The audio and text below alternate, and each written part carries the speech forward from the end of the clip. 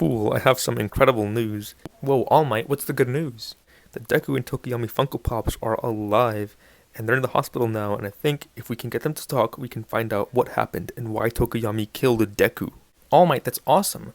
Finally, we can start getting some answers. We can find out why Tokoyami went rampant, why Deku died. This is great. Unfortunately, there is also some bad news. Jar Jar Binks from my security detail has gone missing, so now the only person on my security is Patrick Bateman, so that kind of sucks, but it's okay. The point today is that this is the final Stone Ocean review. The final chapters, this is going to be crazy. Let's get right into it. So Pucci has merged with the Green Baby. White Snake has merged with the Green Baby. And also, Pucci has read Jotaro's memory disk, and he knows how to attain heaven now. He has to go to a certain point in Florida, Cape Canaveral, the Kennedy Space Center, and he has to be there during the new moon, which is a couple of days from now. So he leaves Green Dolphin Street Prison and he goes on his way there. Then we're introduced to this concept of gravity, how people are brought together by gravity because of fate. You know, Dio met Pucci, they were brought together by gravity thanks to fate. And now Pucci finds himself at this hospital and he's brought together with these other three men who are actually Dio's three sons, other than Giorno. Because now gravity is bringing Dio's children together to this point in Florida now that the new moon and heaven are approaching. So anyway, Jolyne and Emporia have to go after Pucci. They fight this stand user called Mew Mew who can make it so that they can only remember 3 things at a time, but they defeat her, and they leave Green Dolphin Street also, and they go find Pucci. And then Weather Report and Anasui follow shortly afterwards, but Weather Report and Anasui actually run into one of Dio's sons, this guy named Ungelo, who has an ability called Bohemian Rhapsody, and that ability allows fictional characters to come to life. And it's a crazy ability, and it's really fun and entertaining to read, but fortunately Weather and Anasui are able to defeat it. Meanwhile, Hermes and Jolyne and Emporio team up, and they go and they find Romeo. It's really cool because Romeo is really apologetic. He's very sorry. He's very sweet. He offers Jolyne a car so that she can escape, and he even calls the police to take them off of Jolyne's trail. He tells them that she's going to Mexico even though she's not. It's great. So Jolyne actually ends up taking one of Romeo's helicopters, but that's fine. And while Hermes, Jolyne, and Emporio are in that helicopter, they get attacked by Rikiel, another one of Dio's sons. And he has an ability called Sky High. He can control these little rod creatures, which move crazy fast and are impossible to see, but they defeat him also. And they end up going to where Pucci and the final son of Dio is at the hospital. And the final son of Dio is this guy named Donatello Versace. He has an ability called Underground, where he can make things that happened on the ground of Florida sort of come back. You know, the ground of Florida has a memory, and Versace can summon these memories in like a physical form, but Versace decides that he wants to betray Pucci because he wants the power of heaven for himself. So he summons sort of like a memory version of Pucci, takes the Weather Report memory disk that version of Pucci has, and gives that memory disk back to Weather Report. Weather Report gets his memories back. He's also at the hospital now, and so is Anasui, by the way. So Weather Report gets his memories back, and he goes rampant. Big story. Apparently, Weather Report is Enrico Pucci's long-lost brother. They were separated at birth. Pucci lived with his biological parents, and he had a sister. Weather Report eventually met that sister, and not knowing that that was his sibling, the two of them fell in love. And so Pucci realized this, and he was like, I need to separate these two now. So he went to this private investigator, but the investigator was racist, and so because Weather Report was of mixed race descent, he wanted to kill Weather Report, so he went after Weather Report, and he beat him up. The sister thought he was dead, so she killed herself, and then Weather Report, seeing this, tried to kill himself, but he was saved by his stand Weather Report, which was manifesting at this time, because by this point, Pucci was also manifesting his own White Snake. So now Weather Report has all these memories back. And the thing is, Pucci took away Weather Report's memory because he didn't want Weather Report to remember this incredibly crazy world-destroying ability called Heavy Weather. And now Weather Report has remembered it. So this ability allows Weather Report to create rainbows. And if you touch a rainbow, you start turning into a snail. And if you touch one of these snails, you also start turning into a snail. So this ability is crazy. Weather Report is going rampant. But eventually, he and Anasui do go after Pucci. Hermes, Jolyne, and Emporio go after Versace. Versace also starts turning into a snail. So he's sort of out of commission. But Jolyne and Hermes are also turning into snails. So the 3 of them get into a car. Jolyne, Hermes, and Emporio. And they go after Weather Report and Anasui. They're fighting Pucci right now, and it's going kind of well, but Jolyne's arrival interrupts the fight. That sort of allows Pucci to get the upper hand, Weather Report is defeated and killed, and it's super sad, and I can't even convey how sad it was through this mere summary, but it was incredible. But the final attack that White Snake landed on Weather Report allowed Weather Report to take out his own stand disc, so he gives it to the squad before he dies, his parting gift. So now, Pucci has left, he is at Cape Canaveral at the Kennedy Space Center, and the gang follows him, and Pucci is ready. Like I said, the green child merged with White Snake, and this evolution allowed the creation of a new stand called Sea Moon. Now, what this stand can do is that it makes Pucci the center of a new gravitational force, a gravitational force that lasts for like a radius of 30 kilometers.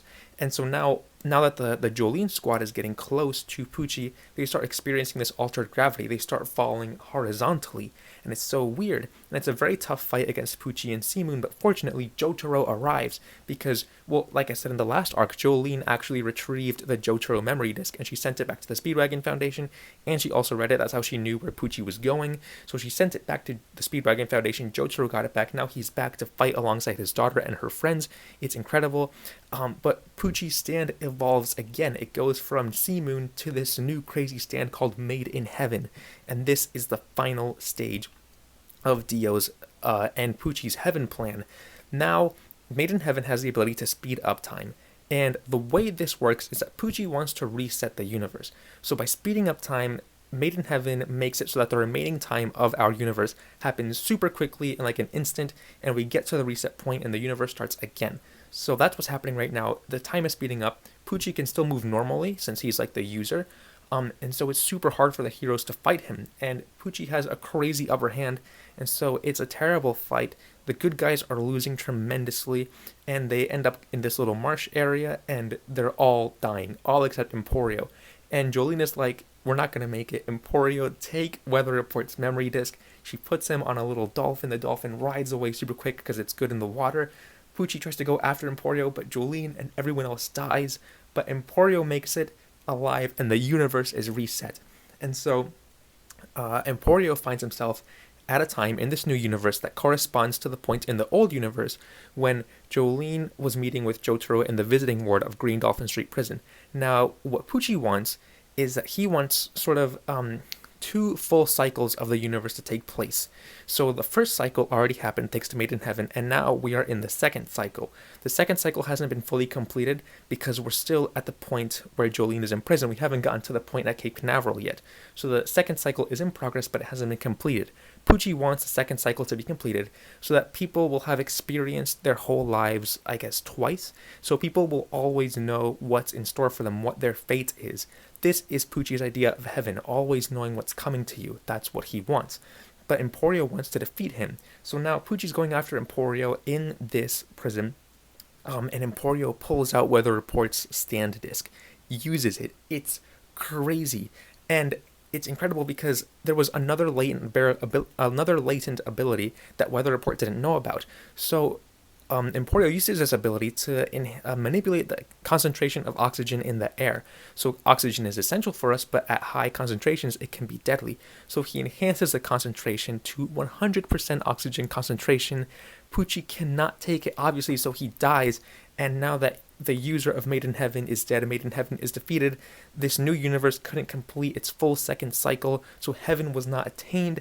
And then Emporio sort of teleports to this other point in this new universe. He's out like beside this road, and he sees this woman waiting for a bus. It's Hermes, and then a car pulls by, offers to give the woman a ride.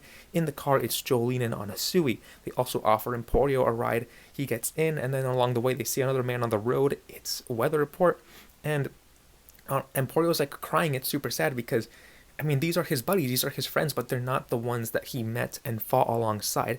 It's just different versions of them from this new universe. Jolyne isn't even named Jolyne, her name is Irene. So, yeah. So, oh my god, that was insane. I'll admit, before I finished reading this, I knew about this universe reset because I had seen spoilers, and I was like, this part is going to have the worst ending ever, it's going to be so stupid.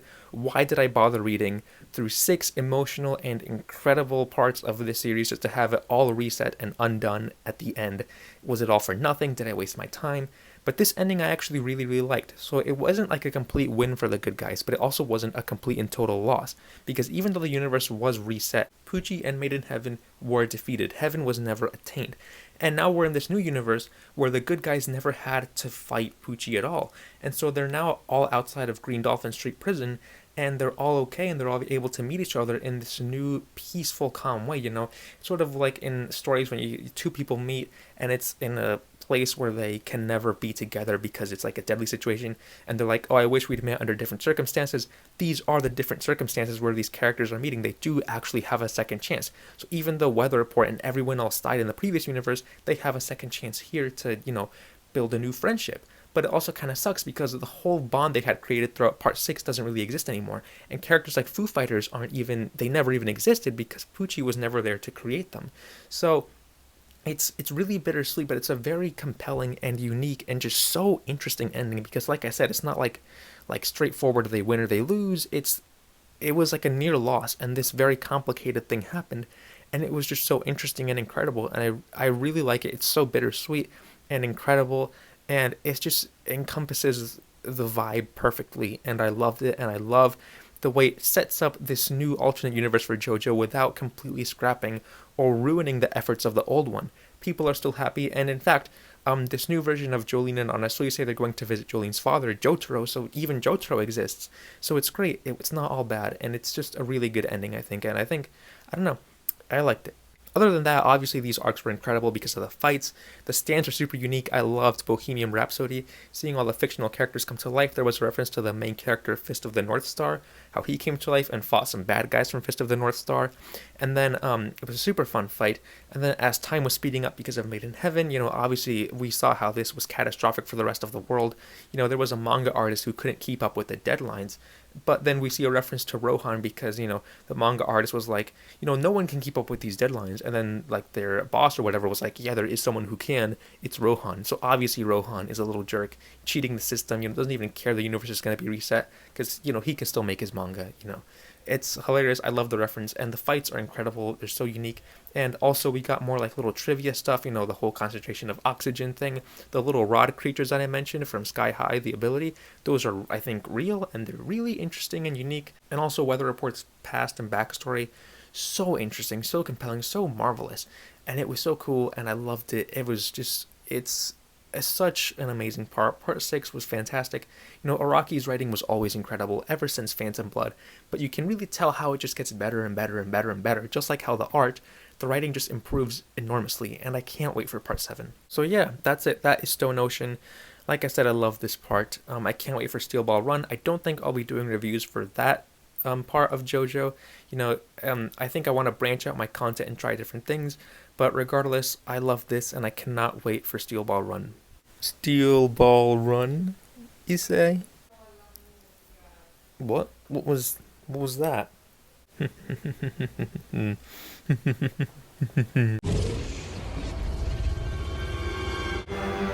No, there will be no more JoJo's Bizarre Adventure in this house. Oh, hey everyone. What are you all doing here? We heard your security detail was gone, so we're seizing the moment. This is when we strike. When we strike? I'm sorry, who is we? We are the ones who will finally purify this earth. Call us the League of Villains. What, Patrick? What are you talking about? What do you mean, League of Villains? It's really pretty self-explanatory, fool.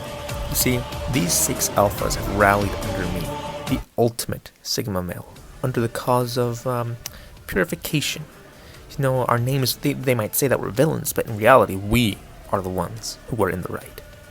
I don't even know, why is there a turtle on your team? It's not even a Funko Pop. Who is that? Fool. My name is Mr. President. I am the ultimate vessel of evil, and any cause that brings me one step closer to global domination is a cause that I will join gladly. You guys are literally so weird. Global domination, purification, what are you even talking about? We're on a quest to eradicate all That is mid. The world is full of so much mainstream, mediocre, garbage manga and anime, and everyone is so happy about that for some reason.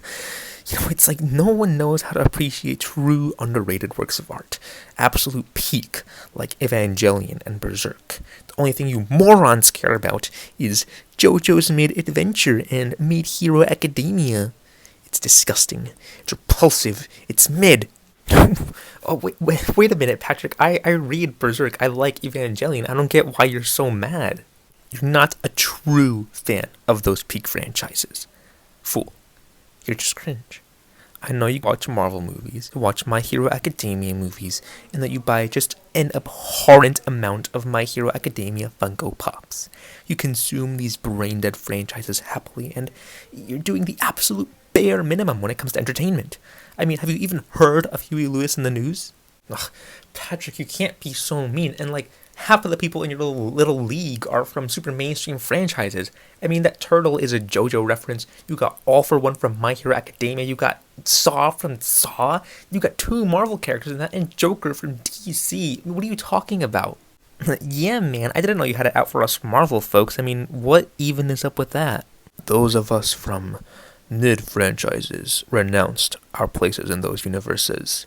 Our creators were mega cringe, the lowest of the low on the food chain.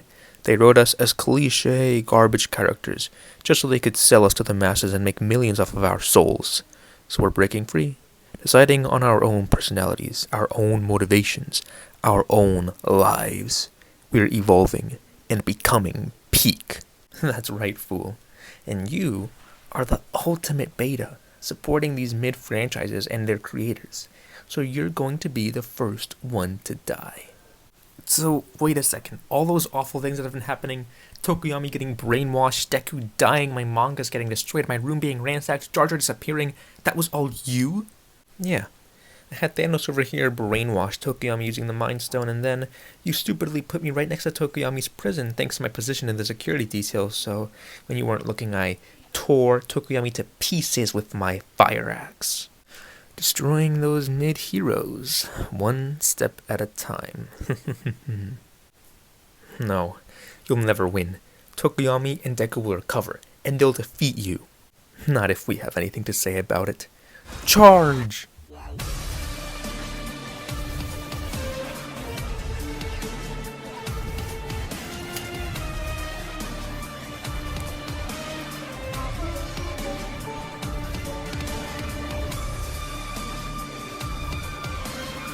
Hey, fool! Over here, quick! Deadpool Funko Pop, what are you doing here? I thought you were with the League of Villains.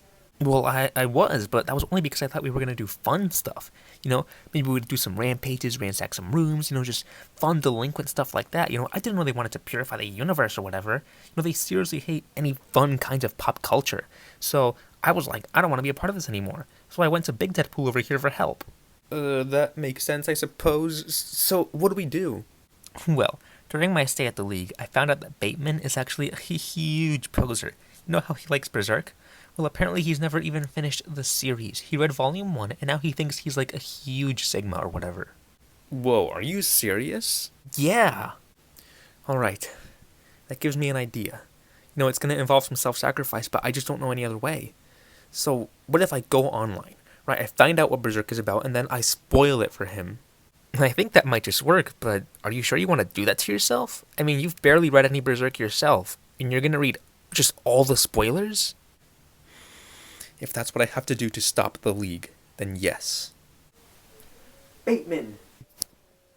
You think you're so cool, but I know your secret. You're just a poser. You're no Sigma, and you know that. And you know what? At the end of Berserk,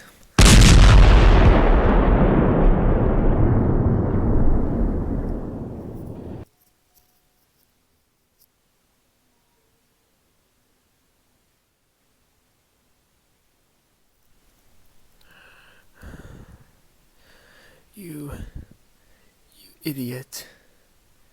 You actually did it. You actually spoiled Berserk. Ugh.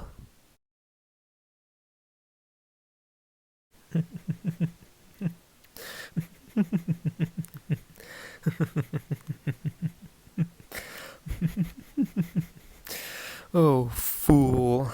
Oh, I really wish you hadn't done that.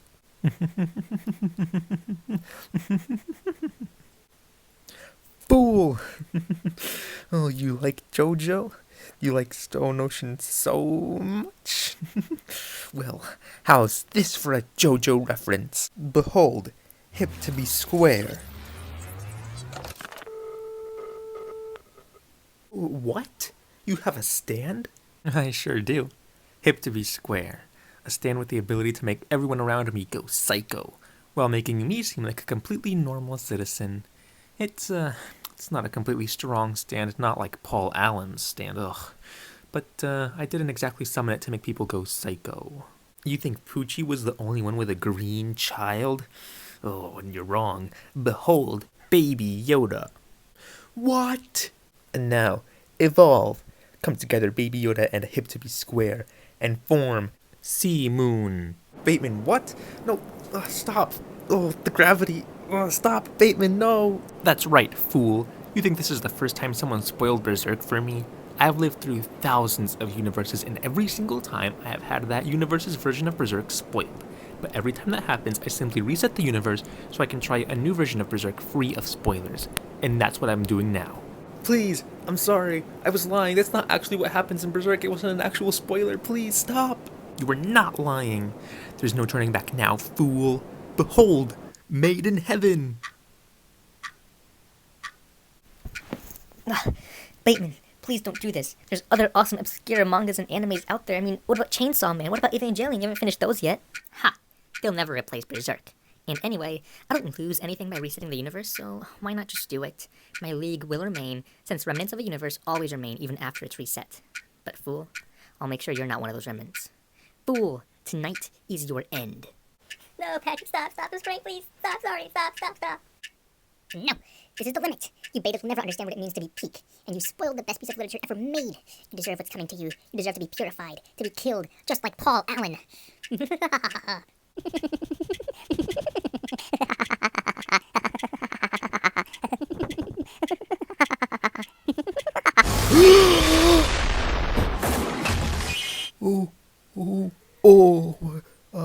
I've been stabbed by this blade, but how? And by who? Who could have done this? Who did this to me? It's you!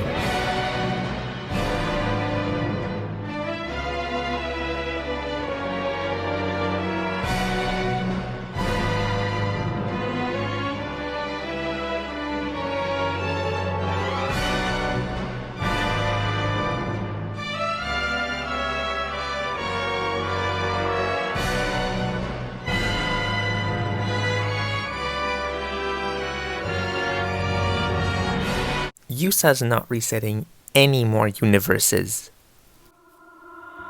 Misa remembers Yusa. Misa comes from the Star Wars universe, but Yusa reset that universe long ago, so now Misa lives here. Yusa will never reset another universe. Bateman.